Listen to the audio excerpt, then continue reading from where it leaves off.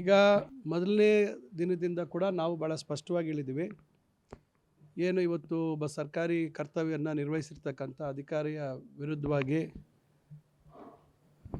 ಏನು ಶಿಡ್ಲಘಟ್ಟದ ಪರಾಜಿತ ಅಭ್ಯರ್ಥಿ ರಾಜೀವ್ ಗೌಡರು ನಡ್ಕೊಂಡಿರ್ತಕ್ಕಂಥ ರೀತಿಯನ್ನು ನಾವು ಯಾವುದೇ ರೀತಿ ಅದನ್ನು ಒಪ್ಪುವಂಥದ್ದಲ್ಲ, ಅದನ್ನು ನಾವು ಖಂಡಿಸ್ತೀವಿ ಅಂತಕ್ಕಂಥ ಮಾತನ್ನೇ ಭಾಳ ಸ್ಪಷ್ಟವಾಗಿ ಹೇಳಿದ್ದೀವಿ ಮತ್ತು ಕಾನೂನು ರೀತಿ ಕ್ರಮ ಮಾಡ್ತೀವಿ ಅಂತಕ್ಕಂಥದ್ದು ಆ ಕ್ಷಣದಿಂದ ನಾವು ಎಲ್ಲ ರೀತಿ ಕಾನೂನಿನ ಚೌಕಟ್ಟಿನಲ್ಲಿ ಏನೆಲ್ಲ ಮಾಡಲಿಕ್ಕಾಗತ್ತೆ ಮಾಡ್ತಾಯಿದ್ದೀವಿ. ಮತ್ತು ಅವತ್ತು ದೂರು ಕೊಡುವಂಥದ್ದು ವಿಳಂಬ ಆಯಿತು. ಮಾಧ್ಯಮಗಳ ಏನು ಕಾರಣ ಅಂತ ಹೇಳಲಿಕ್ಕೆ ಹೋಗೋದಿಲ್ಲ. ಆದರೆ ಇದು ದೊಡ್ಡ ಮಟ್ಟದಲ್ಲಿ ರಾಜ್ಯದಲ್ಲಿ ಸದ್ದು ಮಾಡೋದ್ರಿಂದ ಅವರು ಯಾರು ಇದಕ್ಕೆ ಗುರಿಯಾಗಿದ್ದರು ನಮ್ಮ ಕಮಿಷನರ್ ಅವರು ಅಮೃತ ಗೌಡ ಅವರು ಬಹುಶಃ ಅವರು ಸಂಜೆಯವರೆಗೂ ದೂರು ಕೊಡುವಂಥದ್ದಕ್ಕೆ ಸಾಧ್ಯ ಆಗಲಿಲ್ಲ. ಅವರು ದೂರು ಕೊಟ್ಟ ತಕ್ಷಣ ನಮ್ಮ ಪೊಲೀಸ್ ಇಲಾಖೆಯವರು ಕಾರ್ಯೋನ್ಮುಖರಾದರು. ಆದರೆ ಅಷ್ಟೊತ್ತಿಗಾಗಲೇ ಅವರು ಫೋನನ್ನು ಸ್ವಿಚ್ ಆಫ್ ಮಾಡಿಕೊಂಡು ಅವರು ಎಲ್ಲಿದ್ದಾರೆ ಅಂತಕ್ಕಂಥದ್ದು ಮಾಹಿತಿ ಇವತ್ತು ಸುಮಾರು 4-5 ದಿವಸಗಳಿಂದ ಇವತ್ತು ಪೊಲೀಸ್ ಇಲಾಖೆಯವರು ಕಲೆ ಆಗ್ತಕ್ಕಂಥ ಕೆಲಸ ಮಾಡ್ತಾಯಿದ್ದಾರೆ.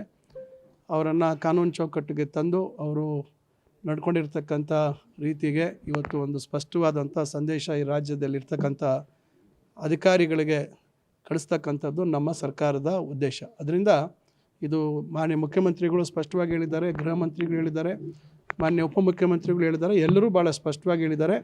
ಇದರಲ್ಲಿ ಯಾವುದೇ ರಾಜಿ ಇಲ್ಲ ಅಂತಕ್ಕಂಥ ವಿಚಾರ ಮತ್ತು ಕಾನೂನು ಚೌಕಟ್ಟಿನಲ್ಲಿ ಅವ್ರ ಮೇಲೆ ಕ್ರಮ ಅಂತೂ ಖಂಡಿತ ಜರುಗಿಸ್ತೀವಿ ಅಂತಕ್ಕಂಥದ್ದು.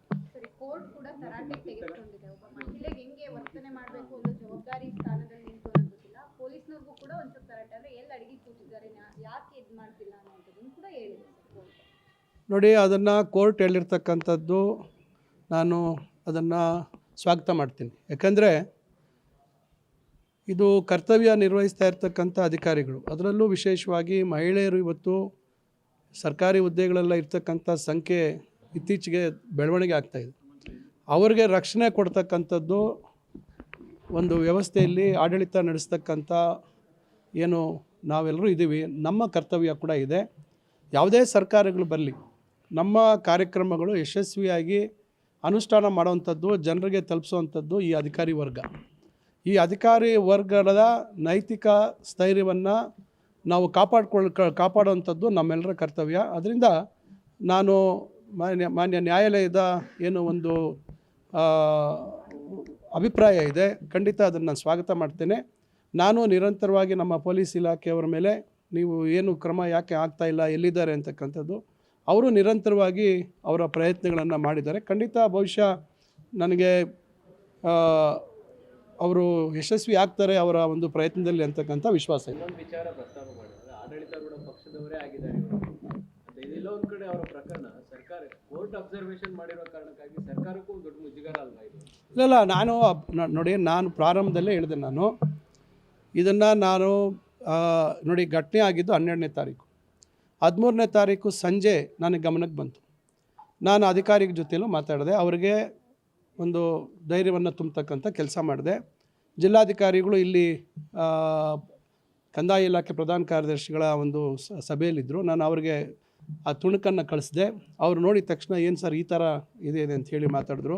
ನಾನು ಹೇಳಿದೆ, ಇದನ್ನು ನೀವು ಅವ್ರಿಗೆ ಅಧಿಕಾರಿಗೆ ಮಾತಾಡಿ ಅವ್ರಿಗೆ ಧೈರ್ಯ ಕೊಡಿ ಮತ್ತು ಕಾನೂನು ಚೌಕಟ್ಟಿನಲ್ಲಿ ಇದು ಕ್ರಮ ಆಗಬೇಕು ಅಂತಕ್ಕಂಥ ಸೂಚನೆ 13ನೇ ತಾರೀಕೆ ನಾನು ಹೇಳಿದ್ದೀನಿ. ಅದರಿಂದ ಎಲ್ಲೂ ನಾನು ಒಂದು ಚೂರು ಒಬ್ಬ ಜಿಲ್ಲಾ ಮಂತ್ರಿಯಾಗಿ ನನ್ನ ಜವಾಬ್ದಾರಿಯನ್ನು ನಾನು ಅಧಿಕಾರಿಗಳ ಒಂದು ಗೌರವ ಉಳಿಸುವಂಥ ನಿಟ್ಟಿನಲ್ಲಿ ನಾನು ನಡ್ಕೊಂಡಿದ್ದೇನೆ.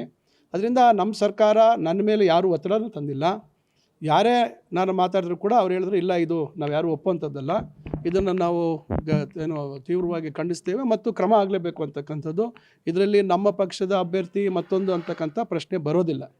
ಯಾಕಂದರೆ ಯಾರು ಮಹಿಳೆಯರ ಬಗ್ಗೆ ಈ ರೀತಿಯಾಗಿ ನಡ್ಕೊಳ್ತಾರೆ ಅದನ್ನು ನಾವು ಒಪ್ಪೋದಕ್ಕೆ ಸಾರ್ವಜನಿಕ ಜೀವನದಲ್ಲಿ ಮತ್ತು ಒಂದು ಸರ್ಕಾರದ ಕಾನೂನಿನ ಅಡಿಯಲ್ಲಿ ಕೆಲಸ ನಿರ್ವಹಿಸಿರ್ತಕ್ಕಂಥ ಅಧಿಕಾರಿ ಮೇಲೆ ಆ ರೀತಿ ಪದ ಬಳಕೆ ಮಾಡ್ತಕ್ಕಂಥದ್ದು, ಧಮಕಿ ಆಗ್ತಕ್ಕಂಥದ್ದು ಇವೆಲ್ಲ ನಾವು ಒಪ್ಪುವಂಥದ್ದಲ್ಲ.